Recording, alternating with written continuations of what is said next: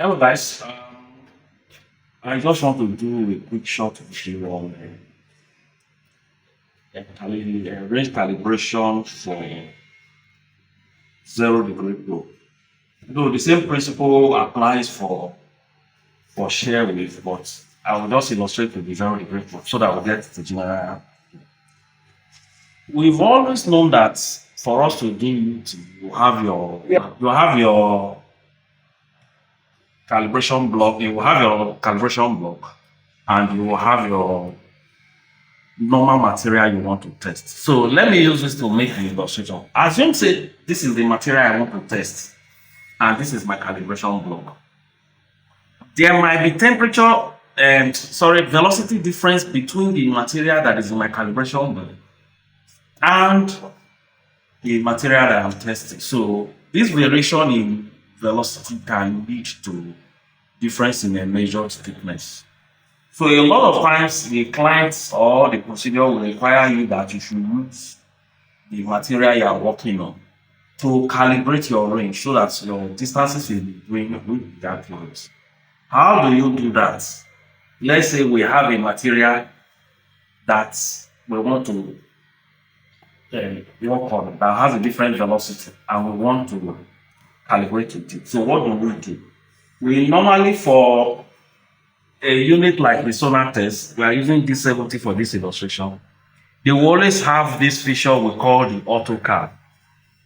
There is AUTOCAL in sonar test, there is also AUTOCAL in other units. So what do you need to do? You need to find two thicknesses in the material.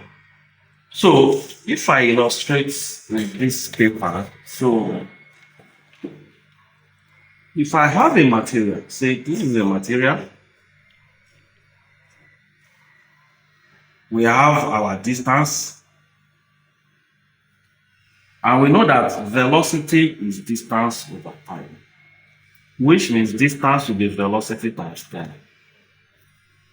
What this thing does is, even taking this alone, if we say distance 1 over time 1, it will equal to distance 2 over time 2.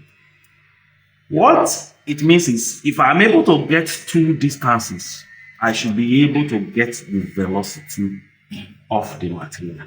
So the whole essence of range calibration is you getting the right velocity, and if you get the right velocity, you should be able to get the distance, because the time that it will use in moving, let's say if this is the probe, the time it will use to move from the top down to the reflected echo getting back to the probe back, the time will always be constant. So to calibrate for a material you don't know the velocity and you don't have a calibration block for, is just to physically look for a ruler or something, or any way you can identify two known thicknesses. So for example, I know that this is 75 mm, this is 50 mm. Okay, so using this known thickness of 50 mm here, and this is 75, we enter the two thickness. So we adjust until we get to 50 mm.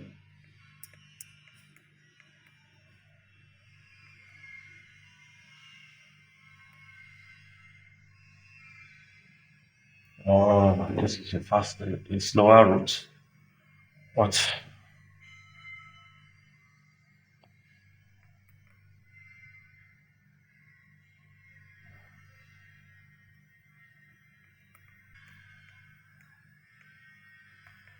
the second one we put 75 mm. So we already have 60 here. Okay, we have 75.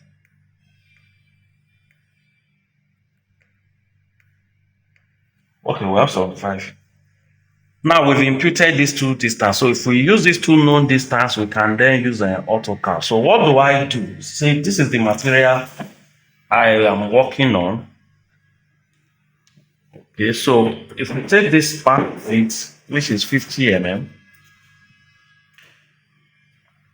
we'll take this part, which is 50 mm now, and I increase my dB.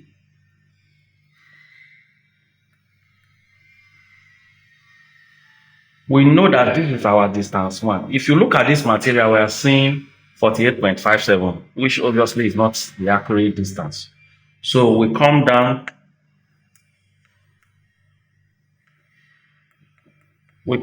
to this is distance 1, which is 50 mm, and we said OK. If we click on OK, it will ask us, do we want to accept distance 1? We said OK, we'll accept it. After accepting distance 1, this will automatically change to distance 2. So we'll put the probe on the other distance, and we can see what we have here. Are we accepting? So forget whatever reading is given to you here, because we already know that distance 2 is 75 mm. Are we accepting it? You say accept. So, okay, after accepting distance 2, you will say calibrate.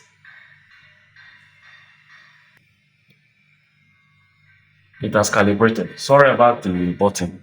But immediately, so the process is you put distance 1, you accept. You put distance 2, you accept. Then you now say calibrate.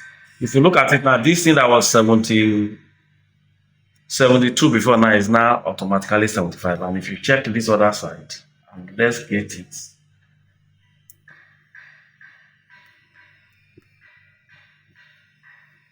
You see it's 50 mm.